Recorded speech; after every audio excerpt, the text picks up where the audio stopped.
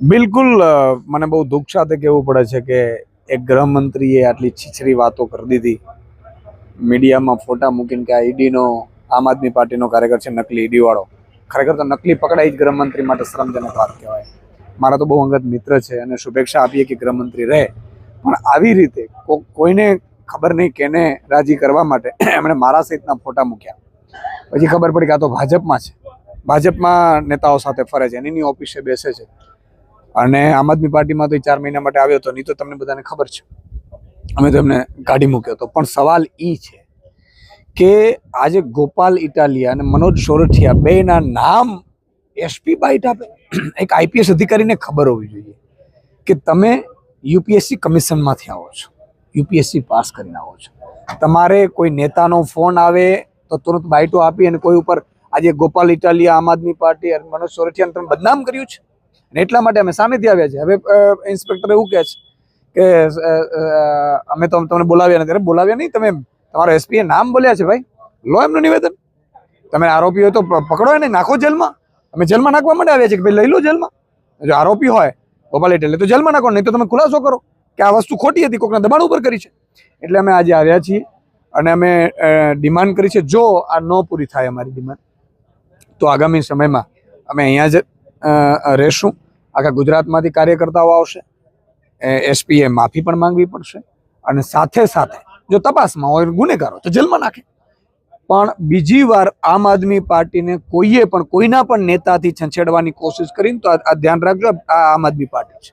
આમ આદમી પાર્ટીના અમે સૈનિકો એવા છીએ કે જે અમે ખોટું કરતા નથી, સાથે સાથે અમારા ઉપર કોઈ દાગ લગાડે તો ચલાવવામાં નહીં આવે.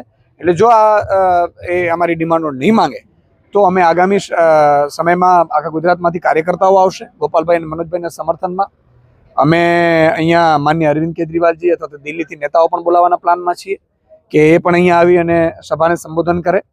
અને આઈપીએસ અધિકારીએ જે નામ લીધા છે વિધાઉટ કોઈ પુરાવા, વિધાઉટ કોઈ, અને પાછા મીડિયાને જ બોલાવ્યા, એમણે પર્ટિક્યુલરલી 1-2 વ્યક્તિને બોલાવીને કીધા, તમને કોઈને બોલાવ્યા નથી. તમે કોઈ કાઉન્ટર ક્વેશ્ચન, અને એમની પહેલી બાઇટ છે એમાં સ્પષ્ટ છે કે ભાઈ આ આરોપીઓ છે અને રૂપિયાની લાલચમાં કર્યું હોય છે.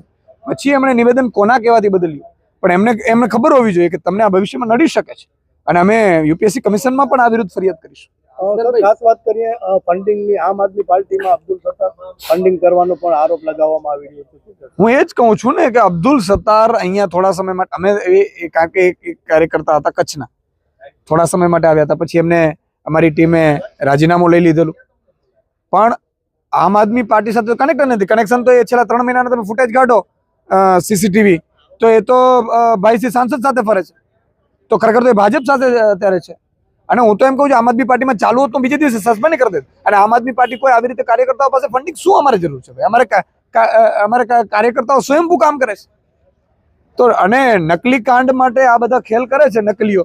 તો આ સીબીઆઈ નો નકલી અધિકારી બનીને પકડાનો સુરેન્દ્રનગરનો ભાજપનો કોર્પોરેટર છે.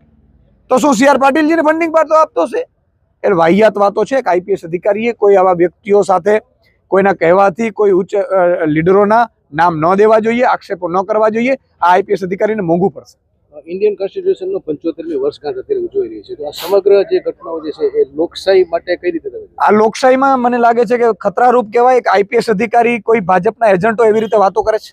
એક આઈપીએસ અધિકારી ભાજપના એજન્ટ કહે કે તમે આમના નામ આપી દો, નામ આપી દે છે.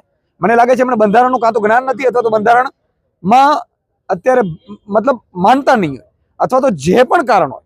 હું એ જ કહી રહ્યો છું કે કોઈ એક સામાન્ય વ્યક્તિ આવ્યો છે, દિલ ઉપર હાથ રાખીને વાત કરે કે એમણે ક્યારે અને શું નામ આપે અને શું એમણે ફંડિંગ આપી હોય ભાઈ. અને આમ આદમી પાર્ટી છે, કટ્ટર ઈમાનદાર પાર્ટી છે. તમે અરવિંદ કેજરીવાલજીને ઈડીમાં નાખ્યા હતા તો શું એમ પુરાવા શું મળ્યા? બાકી તમારી પાસે અત્યારે હજારો કરોડની સંપત્તિ છે ભાજપવાળા પાસે. અત્યારે ભાજપનો એક નેતા નકલી કાંડમાં પકડાય છે, બળાત્કારમાં પકડાય છે, હત્યામાં પકડાય છે, તો એની સામે કાર્યવાહી થતી નથી. તો એ બંધારણનો ક્યાં અમલ થાય છે? પોલીસ પણ, ઉચ્ચ અધિકારીઓ પણ માત્ર ને માત્ર ભાજપના એજન્ટ તરીકે કામ કરે છે.